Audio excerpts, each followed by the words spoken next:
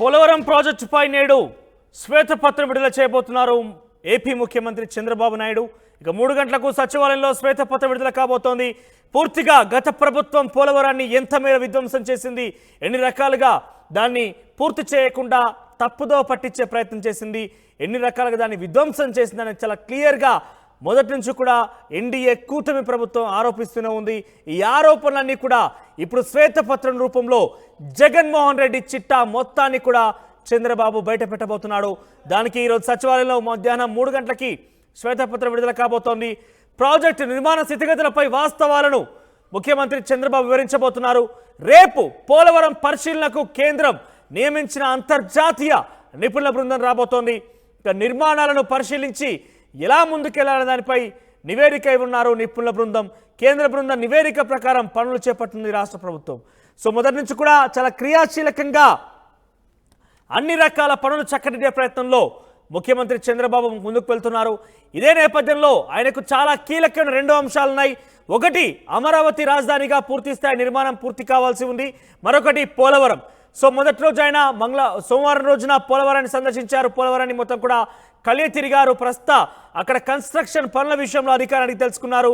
ఆ తర్వాత మరుసటి రోజు అమరావతి చేరుకున్నారు. ఇప్పటికే అమరావతి విషయంలో చాలా వరకు అధికారులను ఆదేశించారు. పనులు ముమ్మరం చేయాలంటే కూడా ఆదేశాలు జారీ చేశారు. ఇక పోలవరం విషయానికి వస్తే, పోలవరాన్ని గత జగన్ ప్రభుత్వం పూర్తిగా విధ్వంసం చేసింది. దాన్ని పూర్తి చేయకుండా నీరుగార్చి దాని ఎట్టి పరిస్థితుల్లో కూడా వినియోగానికి తీసుకొచ్చే విధంగా ప్రయత్నం చేయకుండా విధ్వంసాలకు తెరలేపింది అనేది ఎన్డీఏ కూటమి టీడీపీ అధినేత ప్రస్తుత ముఖ్యమంత్రి చంద్రబాబు నాయుడు వర్షన్. సో ఈ నేపథ్యంలోనే అధికారులతో తీసుకొచ్చినటువంటి ఆ పూర్తి స్థాయి అంశాలన్నింటినీ కూడా శ్వేతపత్రం రూపంలో మధ్యాహ్నం 3 గంటలకు సచివాలయంలో ఆయన విడుదల చేయబోతున్నారు. ఈ నేపథ్యంలోనే జగన్మోహన్ రెడ్డి వైసీపీ పార్టీకి ఒక గుండెల్లో గుబులు సాటని చెప్పాలి. ఎందుకంటే పోయిన ప్రభుత్వం వాళ్ళదే ఉంది. సో కొంత పోలవరం విషయంలో వాళ్ళు అలసత్వం వహించారు, కొంత చూడనట్టుగానే వివరించారనేది చాలా సుస్పష్టం కనబడింది. ఈ నేపథ్యంలో తమ యొక్క లోగుట్టు మొత్తం ఈ శ్వేతపత్రం ద్వారా బయటపడుతుందనే ఒక ఆందోళన, ఒక ఆవేదన, కొంత భయం కూడా వైసీపీ పార్టీలో పట్టుకున్నట్టు తెలుస్తోంది. ఏదేమైనా కూడా చంద్రబాబు 3 గంటలకి శ్వేతపత్రం రూపంలో పూర్తి స్థాయి పోలవరానికి సంబంధించిన ప్రస్తుత పరిస్థితిని కూడా ఆయన వివరించబోతున్నారు.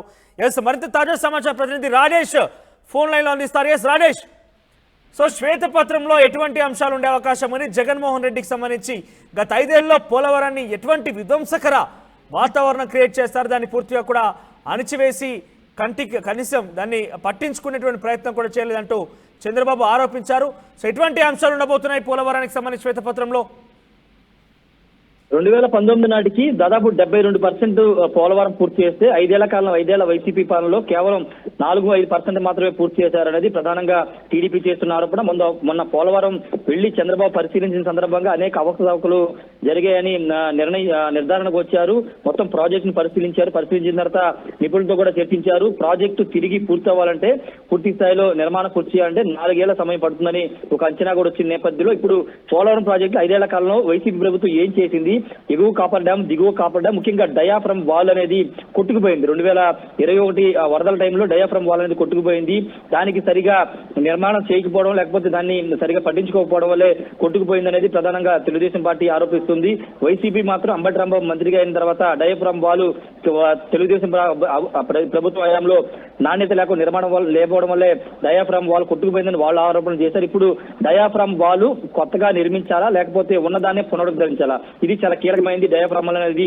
ఎందుకంటే ఫ్లోటింగ్ అనేది వరద ఫ్లోటింగ్ కిందకు వచ్చేటప్పుడు డయాఫ్రామ్ అనేది చాలా కీలకంగా ఉండబోతున్న నేపథ్యంలో దాని నిర్మాణం గురించి ఇప్పటికే నిపుణులతో చర్చించబోతున్నారు. అయితే 5 ఏళ్ల కాలంలో పోలవరంలో రివర్స్ టెండరింగ్ పేరుతో అవకతవకలు చేశారు. కేంద్రం ఇచ్చిన నిధులను కూడా వేరే పథకాలకు మళ్లించుకున్నారనే ఒక అభియోగాల నేపథ్యంలో వాటన్నిటితో కూడినటువంటి ఒక శ్వేతపత్రాన్ని ఈ రోజు రాష్ట్ర ప్రభుత్వం విడుదల చేయబోతుంది. పోలవరం ప్రాజెక్టులో 2014-19 వరకు జరిగిన పురోగతి ఏంటి, 2019 నుంచి 24 వైసీపీ ప్రభుత్వ హయాంలో జరిగినటువంటి పురోగతి ఏంటి, పునరావాసం, నిర్వాసితులు పరిహారం విషయంలో ఎంతవరకు 5 ఏళ్ల కాలం వాళ్ళు చేశారు.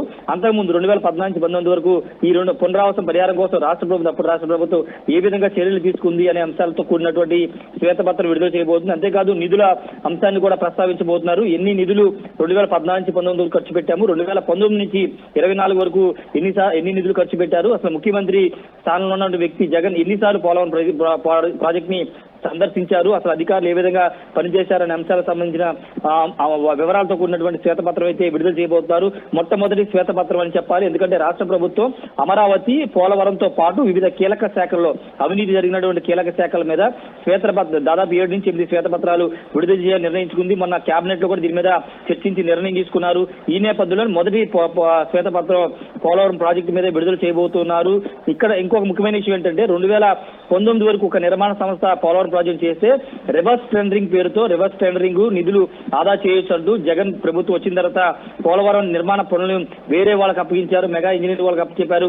వాళ్ళు దాన్ని సరిగా నిర్మాణం చేయలేదని ఒక ఆరోపణ ఉన్న నేపథ్యంలో ఆ రివర్స్ టెండరింగ్ లో జరిగిన గోల్మాలకు సంబంధించిన అంశాలను కూడా శ్వేతపత్రంలో ప్రకటించబోతున్నారు. మొత్తం మీద అయితే ఈ రోజు మధ్యాహ్నం 3 గంటల తర్వాత చంద్రబాబు సెక్రటరీకి రాబోతున్నారు.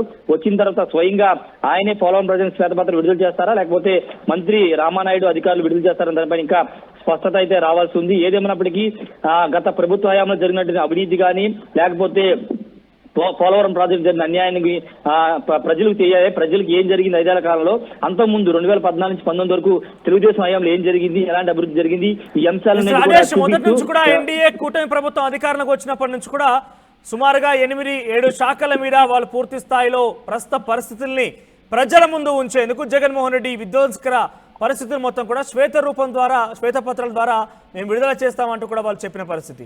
సో వీటి మీద ఈరోజు ఏకంగా పోలవరం మీద శ్వేతపత్రం విడుదలకి సిద్ధమయ్యారు. దాదాపుగా టైం కన్ఫర్మ్ చేశారు, అన్ని కూడా కన్ఫర్మేషన్ వచ్చేసాయి. సో ఈ నేపథ్యంలో వైసీపీ రియాక్షన్స్ ఎలా ఉన్నాయి మరి? వైసీపీ చాలా స్పష్టంగా వాళ్ళు చెప్పేది ఏంటంటే 2014-19 వరకు తెలుగుదేశం పార్టీ పోలవరాన్ని ఒక ఏటీఎం లాగా మార్చుకుని నిధులు స్వాహా చేసింది, అభివృద్ధి చేయలేదు, పోలవరం ప్రాజెక్ట్ ని నిర్మాణం చేయలేదు అనేది అధికారంలోకి వచ్చిన మొదటి నుంచి కూడా వాళ్ళు చేస్తున్నారు. అప్పుడు అయితే వాళ్ళు ఇచ్చిన టైం అప్పుడు ఇరిగేషన్ మంత్రి ఉన్న అనిల్ కుమార్ 2021 డిసెంబర్ నాటికి ఎట్టి పరిస్థితిలో పూర్తి చేస్తానని హామీ ఇచ్చారు. కానీ 2021లో పూర్తి అవ్వలేదు. తర్వాత ఆయన దిగిపోయిన తర్వాత 2022 అన్నారు, కానీ అప్పటికి కూడా పూర్తి చేయలేదు. చివరికి మంత్రి అంబటి రాంబాబు పోలవరం ఎప్పుడు పూర్తి చేస్తాం మేము చెప్పలేమని ఆయన చేతులు ఎత్తేసిన నేపథ్యం చూసాం. వాళ్ళు విమర్శలు అయితే చేశారు కానీ ప్రాజెక్ట్ నిర్మాణాన్ని పూర్తి చేయలేరు. కానీ ఇప్పుడు రాష్ట్ర ప్రభుత్వం పోలవరం ప్రాజెక్ట్ నిర్మాణానికి అంటే వైసీపీ హయాంలో జరిగిన అవకతవకలు, ప్రాజెక్టుని నిర్లక్ష్యం కారణంగా 5 ఏళ్ల పూర్తవలసిన ప్రాజెక్ట్ ఇప్పుడు ఇంకో 4 ఏళ్లు వెనక్కి వెళ్ళిన పరిస్థితి వచ్చిందని చంద్రబాబు కూడా చెప్పారు. కాబట్టి ఇప్పుడు ఆ పోలవరం ప్రాజెక్టు నిర్మాణానికి సంబంధించి అడుగులు ఏ విధంగా ముందుకు వేయాలని దానిపైన కూడా నిర్ణయం తీసుకుపోతున్నారు. రేపు అంతర్జాతీయ నిపుణులు అంటే ఇంటర్నేషనల్ ఉన్నటువంటి ఇరిగేషన్ సంబంధించిన ఎక్స్పర్ట్స్ రేపు పోలవరం ప్రాజెక్ట్ ని సందర్శించబోతున్నారు.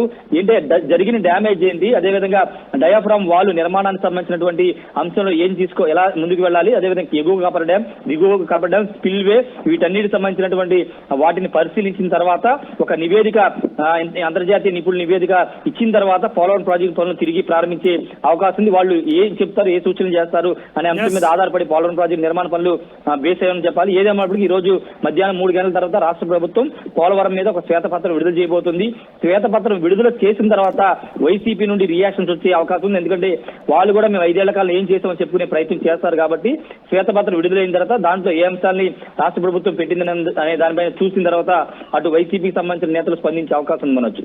రైట్ రాజేష్, ఇక పోలవరానికి సంబంధించి ఈ రోజు మధ్యాహ్నం 3 గంటలకల్లా శ్వేతపత్రం విడుదల చేయబోతున్నారు ఏపీ ముఖ్యమంత్రి చంద్రబాబు నాయుడు. సో గత ప్రభుత్వంలో అంటే జగన్మోహన్ రెడ్డి ప్రభుత్వంలో పరిపాలన చేస్తున్న నేపథ్యంలో 5 సంవత్సరాల పాటుగా పోలవరాన్ని ఆయన ఎట్టి పరిస్థితుల్లో పట్టించుకోలేదు.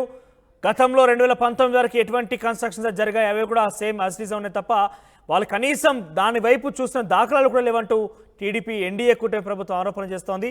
అయితే మీకు విషయం ఇక్కడ చెప్పాల్సిన అంశం ఏంటంటే పోలవరం గురించి ఎవరికి అర్థం కాదు, ఎవరికి తెలియదు, ఎందుకంటే నాకు కూడా తెలియదు కాబట్టి అనే ఒక చాలా సునాయాసంగా అంబటి రాంబాబు ఇటీవల కాలంలో ఆయన చెప్పే ప్రయత్నం చేశారు. ఒక మంత్రిగా కొనసాగిన వ్యక్తి, ప్రభుత్వంలో చాలా క్రియాశీలక పాత్ర పోషించిన వ్యక్తి, సంబంధిత శాఖ విషయంలో ఆయన ఎంత నిర్లక్ష్యంగా ఎంత అసమర్థతతోని మాట్లాడారనేది టీడీపీ నాయకులు ఆరోపిస్తున్నారు. ఏంటంటే ఏకంగా అంబటి రాంబాబు మాట్లాడుతూ పోలవరం అనేది ఎవరికి అర్థం కాదు, ఎవరికి అంతు చిక్కినటువంటి అంశం పోలవరం, ఎందుకంటే నాకు కూడా అర్థం కాలేదు అనే రకంగా ఒక హాస్యాస్పదంగా మాట్లాడినట్టుగా టీడీపీ నాయకులు ఆరోపిస్తున్నారు. సో అందుకనే బహుశా టీడీపీ నాయకులు ఎన్డీఏ కూటమి ప్రభుత్వం కూడా అంబటి రాంబాబుకి, వైసీపీ ప్రభుత్వానికి, గత ప్రభుత్వానికి, వైసీపీ పార్టీ కార్యకర్తలకు, నాయకులకు, ప్రజలకి అందరికీ అర్థమయ్యే విధంగా శ్వేతపత్రం రూపంలో ఏం జరిగింది, ఎటువంటి విధ్వంసకర పరిస్థితి గత ప్రభుత్వంలో పోలవరం ప్రాజెక్టు ఎదుర్కొన్నది, అక్కడ పరిస్థితి ఏ రకంగా ఉంది, ఎటువంటి కట్టడాలు ఏర్పాటు చేశారు, 2019 వరకు ఉన్నటువంటి పరిస్థితి ఏంటి, 2019 నుంచి 24 వీళ్ళ ప్రభుత్వం తిరిగి ఏర్పాటయ్యేంత వరకు ఉన్నటువంటి పరిస్థితి ఏంటి, పూర్తిగా కూలంకషంగా ప్రజల ముందు కళ్ళ కట్టే విధంగా చూపించేటువంటి పరిస్థితి ఆ స్థితి ఎన్డీఏ కూటమి ప్రభుత్వం ప్రయత్నం చేస్తోంది. ఇందులో భాగంగానే ఈరోజు మధ్యాహ్నం 3 గంటలకి సచివాలయంలో పోలవరంపై శ్వేతపత్రం విడుదల చేయబోతున్నారు. సో చాలా క్లీన్గా, వైట్ పేపర్ అంటే చాలా క్లీన్గా, ఇన్ డీటెయిల్డ్గా ప్రజలకు అర్థమయ్యేటువంటి రీతిలో ఈ శ్వేతపత్రం ఉండబోతోంది. సో ఈరోజు ఇరిగేషన్ శాఖ మంత్రి నిమ్మల రామానాయుడు, చంద్రబాబు ఆధ్వర్యంలో ఈరోజు పూర్తి స్థాయిలో ఈ శ్వేతపత్రం విడుదల కాబోతోంది. సో మొత్తం మీద వైసీపీ పార్టీకి అయితే కొంత ఆందోళన గుబులైతే పట్టుకుందని చెప్పాలి. ఎందుకంటే వాళ్ళ అసలు విషయం లోగుట్టు బయట పడబోతోందనే ఒక పరిస్థితి బహుశా వాళ్ళు ఎక్స్పెక్ట్ చేసి ఉంటారు.